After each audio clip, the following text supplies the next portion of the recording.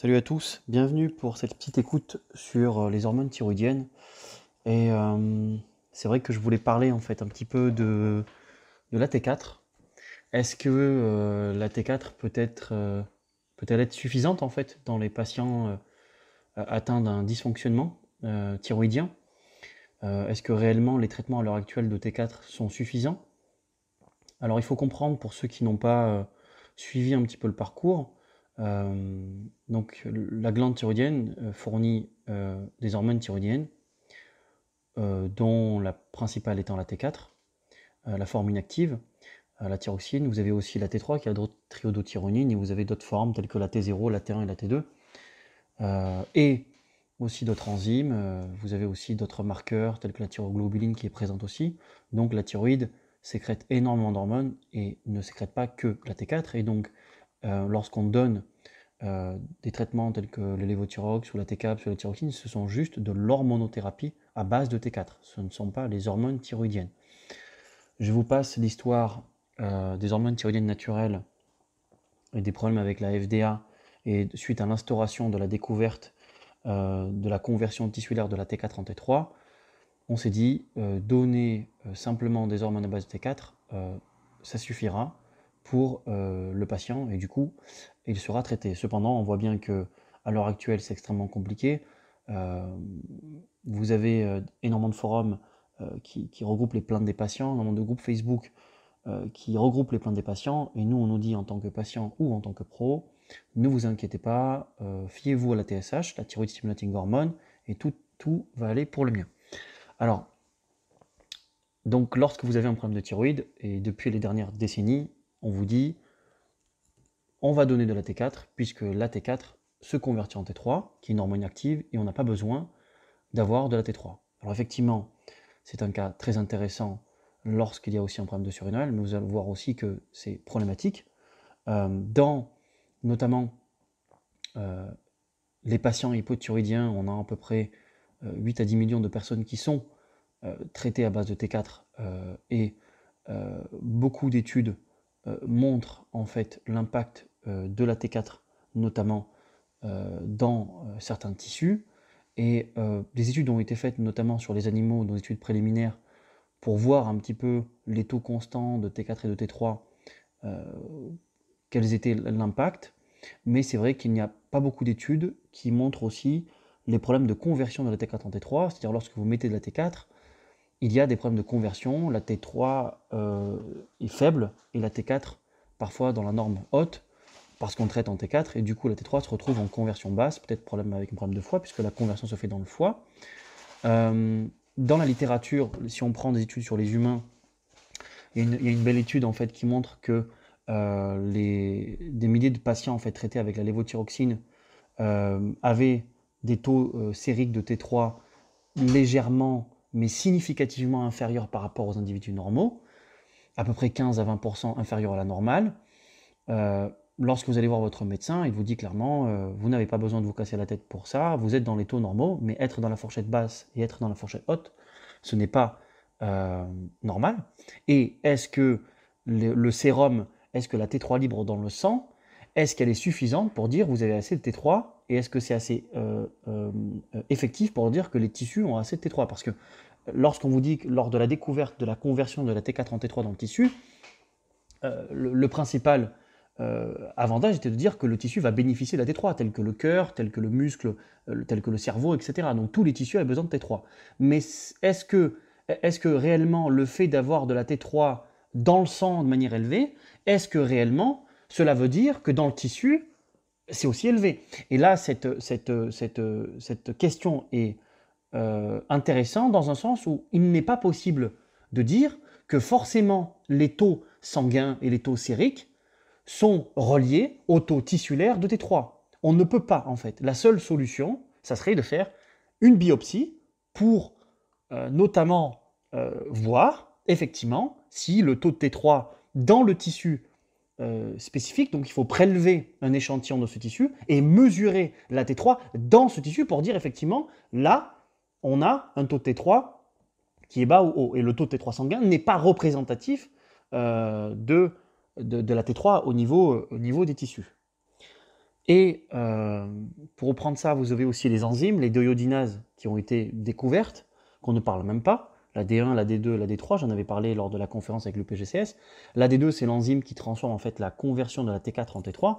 Et lorsque vous avez un problème au niveau du gène qui exprime cette protéine, vous ne pouvez pas transformer la T4 en T3. Et c'est problématique, des laboratoires le font. Lorsque vous avez un polymorphisme au niveau de ce gène, il est impossible de sécréter l'enzyme permettant de convertir la T4 en T3.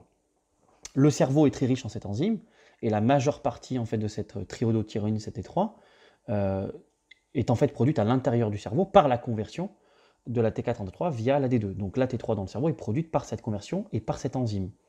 Mais moins de la moitié de la T3 dans le cerveau provient en fait du plasma. Et on peut pas, et lorsque l'on regarde les taux sériques de T3, on ne peut pas déterminer réellement la quantité de T3 dans le cerveau. Le cœur, par exemple, a aussi la D2, le tissu adipeux brun, car il peut effectivement augmenter la thermogénèse. Je vous passe les différences entre le tissu adipeux brun et le blanc.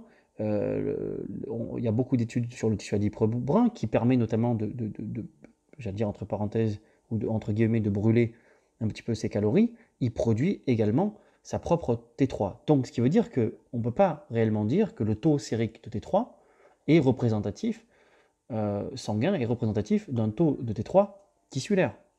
Et il y avait une étude au Royaume-Uni, notamment sur la DIO2. D'ailleurs, le docteur Khosra parle beaucoup de cette DIO2 et de ce polymorphisme du gène, et polymorphisme de cette enzyme aussi. Et donc, le groupe au Royaume-Uni donc, avait émis l'hypothèse en fait, que les patients atteints de ce polymorphisme en fait, des deux sont ceux qui se plaignent de plus en fait, avec les traitements de T4, donc la lévothyroxine, et qui se plaignaient de ne pas être bien avec ce traitement de T4. Et donc l'étude, elle montrait en effet que les personnes qui avaient donc ce polymorphisme bénéficiaient en fait d'un traitement de T4 plus T3 et se sentaient mieux, mais il n'y a pas beaucoup d'études, et c'est ça le problème, c'est que la littérature n'est pas chargée, notamment avec ces études. Et c'est important, notamment, de tester ça. Il y a aussi le problème de la reverse T3, puisqu'effectivement, si la T4 ne se convertit pas en T3, elle va se convertir ce qu'on appelle en reverse T3, qui est la T3 inverse, en fait, qui est biologiquement inactive. Mais est-ce que c'est possible? Alors en France, elle n'est pas remboursée, elle est assez coûteuse, elle coûte 80 €. C'est représentatif aussi des problématiques, puisque il faut savoir que la RT3 elle va bloquer la T3, comme le disait le docteur Kurland, peut-être pendant des mois et des années, ce qui veut dire que en fait, vous n'allez pas être bien malgré votre traitement. Donc parfois, avant même de mettre un traitement thyroïdien, il faut comprendre la cause. Et on a parlé des problèmes de nutrition, où le fait d'avoir un régime, un jeûne excessif, pas adapté à ses besoins, un stress, augmenter la conversion de la T4 en reverse T3 et non en T3 libre. Et donc, ce qui veut dire que vous avez dans des taux d'analyse de sang des taux de T3 qui sont élevés, des taux de T3 qui sont bas, et on vous dit tout va bien, vous êtes dans la norme, et puis même si le taux de T3 est sous la norme, on vous dit c'est rien. C'est dramatique de penser en fait cette chose-là, puisqu'effectivement, si votre taux de T3 libre dans le sang est bas, ça veut dire que peut-être que vos tissus n'ont pas suffisamment de T3, ou alors même l'inverse. Et c'est d'autant plus problématique que, par exemple, et je vais reprendre l'étude de Bézier et Hertog, qui est intéressante et qui montre la corrélation en fait entre notamment l'hypothyroïdie et le taux de T3 libre, le taux de T3 dans les urines, et que peut-être pour un marqueur plus fiable, ça serait le taux de T3 dans les urines, parce qu'au niveau sanguin, cela n'est pas suffisant. C'est pour cette raison qu'avec Complexus Care, nous avons décidé de tester la T3 et la T4 dans les urines, parce qu'effectivement, au niveau sanguin, nous avons du mal en fait à interpréter via ce contexte-là. Et donc, c'est pour cette raison aussi que beaucoup de patients hypothyroïdiens se plaignent en fait de ces symptômes-là et ne sont pas écoutés. Donc, si vous avez des problèmes de polymorphisme, c'est compliqué aussi parce que comme j'ai pu le dire, on a très peu d'études dans la littérature qui expliquent ceci. On a beaucoup d'études sur les rats, peu d'études sur les humains. Ça c'est clair. Et puis dans un deuxième temps aussi, on est toujours donc avec le traitement systématique de T4 qui effectivement est un problème.